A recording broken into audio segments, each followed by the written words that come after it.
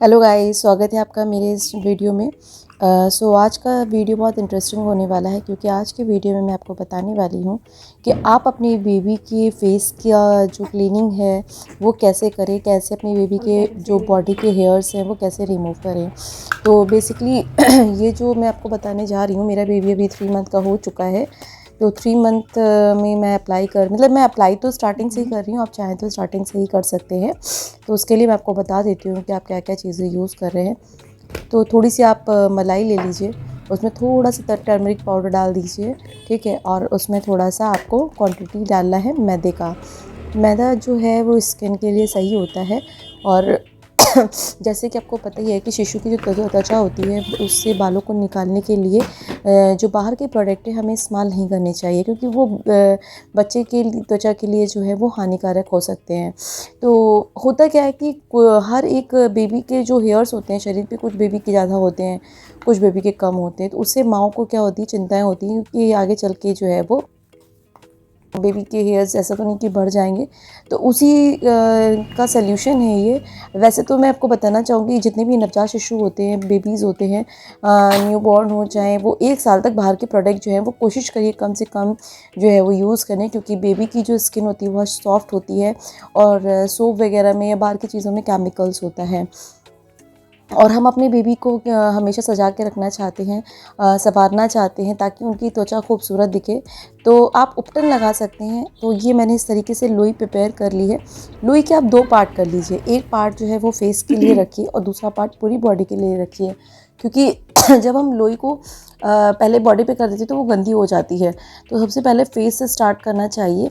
और फेस को करने के लिए आप बेबी को अपनी तरफ लिटा लीजिए, मतलब उसका फेस जो है अपनी साइड कर लीजिए, जिससे बेबी जो होते हैं वो रोते नहीं हैं।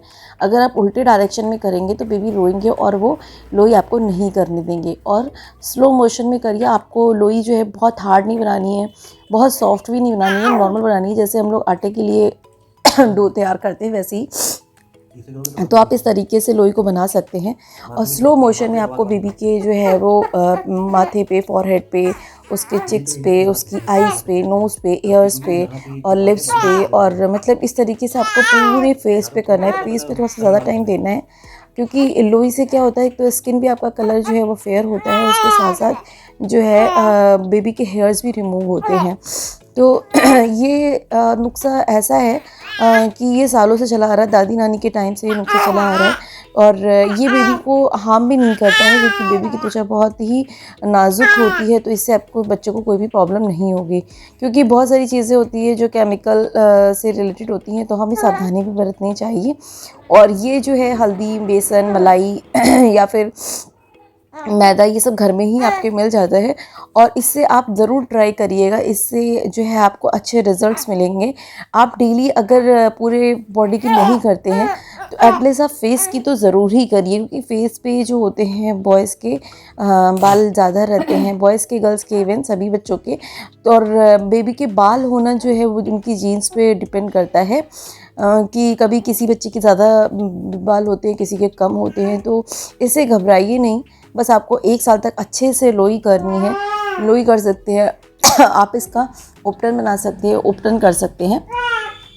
तो इस तरीके से देखिए, जैसे कि मैं पीठ की अभी कर रही हूँ बेबी के, आप इस तरीके से कर सकते हैं, ऊपर से नीचे करके और उसको अलग अलग तरीके से करके, मतलब वो थोड़ा सा फोल्ड करके फिर आपने कर लिया, फिर उसके पैर पे कर दिया। तो इस तरीके से आप कर सकते हैं।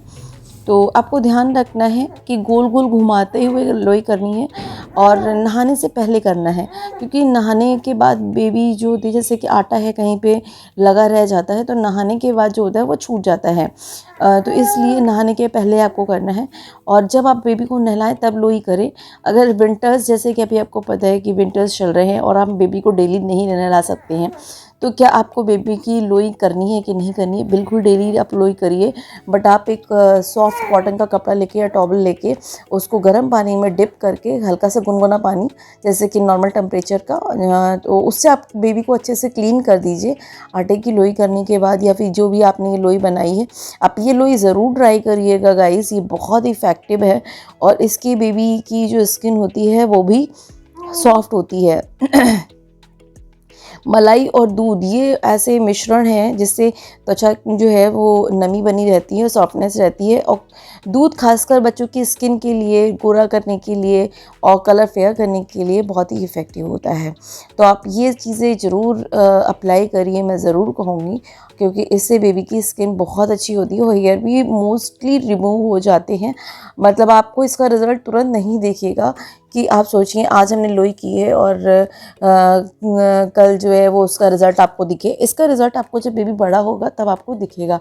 बट आपको लोई जो है वो गाइस डेली करनी है, क्योंकि इससे क्या होती है, बहुत तेज़ रगड़ के नहीं करना है, सॉफ्ट हाथों से करना है। जिस तरीके से देखिए मैं कर रही हूँ, सॉफ्ट सी करना है ताकि बेबी को कोई प्रॉब्लम नहीं होनी चाहिए। और आप इस तरीके से कर सकते हैं। बाहर के प्रोडक्ट गाइस जो हैं वो कम से कम यूज़ करिए, क्योंकि वो केमिकल रहते हैं उसमें जो बेबी की स्किन को एटलीस्ट 1 ईयर तक जो है वो हार्म कर सकता है।